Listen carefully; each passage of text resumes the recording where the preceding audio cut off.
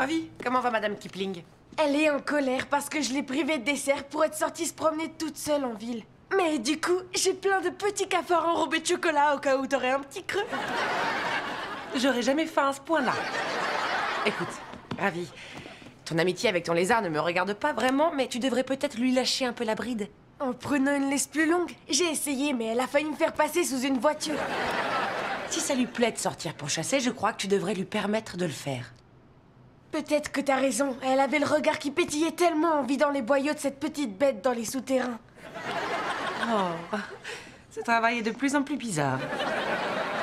Jessie, on a des comptes à régler toutes les deux. Écoute, les comptes, c'est plutôt Bertrand qui s'en occupe, d'habitude.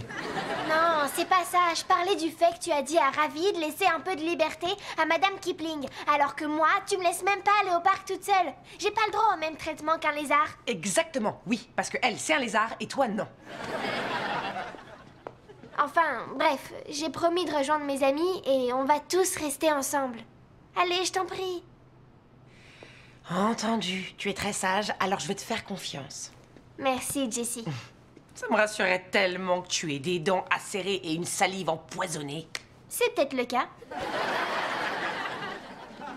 Waouh!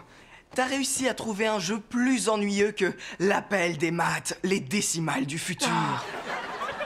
Je peux te garantir que le niveau de polynôme cubique dans ce jeu est un vrai manège à sensations. C'est toi qui dis ça après avoir eu peur sur l'escalier roulant de l'hypermarché. Il avançait beaucoup trop vite.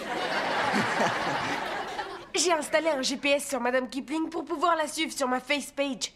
Comme ça, elle peut profiter de sa liberté et moi, je peux la surveiller. Wow! Ravi, on vient de te demander en ami.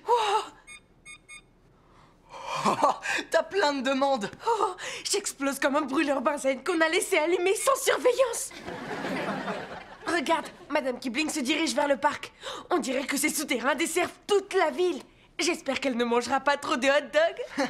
Et moi, j'espère qu'elle ne mangera pas trop de vendeurs de hot dogs. Abeille, baby, petite abeille, c'est bien. Baby, baby, petite abeille, on poursuit l'abeille. Baby, baby, petite abeille. On fait ça depuis 30 minutes et je vois toujours pas d'abeilles. Cet exercice est un échauffement pour la voix. Une minute. Vous avez cru que je parlais de vraies abeilles? Non. Bertrand, on a fait des échauffements toute la journée. D'abord, je me suis gargarisée avec de l'eau de mer que j'ai accidentellement avalée. Ensuite, j'ai fredonné la bouche pleine de billes que j'ai aussi avalée. Et on a fait un exercice bizarre où tu m'as appuyé sur l'estomac. C'était la manœuvre de Heimlich. Vous aviez avalé une bille. Écoute, j'apprécie beaucoup ton aide, mais si on arrêtait pour aujourd'hui... Oh non, passons au travail corporel. Dans Les Magnifiques, votre personnage passe un acte avec une perruque de 9 kilos en forme de lune sur la tête. Pourquoi? C'est une métaphore de sa solitude. Eh bien, peut-être qu'elle serait moins seule sans cette coiffure géante en forme de lune. Quand j'ai auditionné, j'étais dans une forme physique éblouissante. Et après, qu'est-ce qui t'est arrivé? 4 enfants, un lézard et quelques beignets de trop.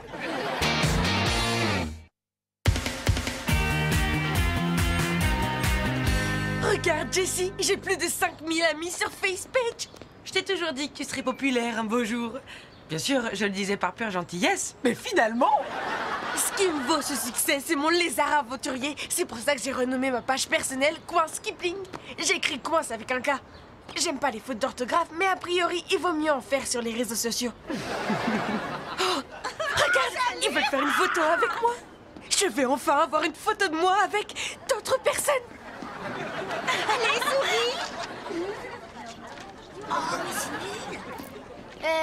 Jessie, je voudrais pas que tu le prennes mal, mais quand t'as dit que je pouvais jouer avec mes amis sans surveillance, tu devais pas t'inclure dans ces amis. Si tu veux aller au parc toute seule, il faut qu'on parle des règles de sécurité de base. Pour voir tes amis, il faut un minimum de sérieux. Je commence à comprendre pourquoi on voulait pas de toi quand t'étais petite. C'est aussi parce que j'étais rapporteuse. Écoute, je voudrais juste te rappeler les choses à faire et à éviter pour parer à toute urgence. Bon, mais fais vite. Ça met en danger ma réputation de discuter avec ma nounou.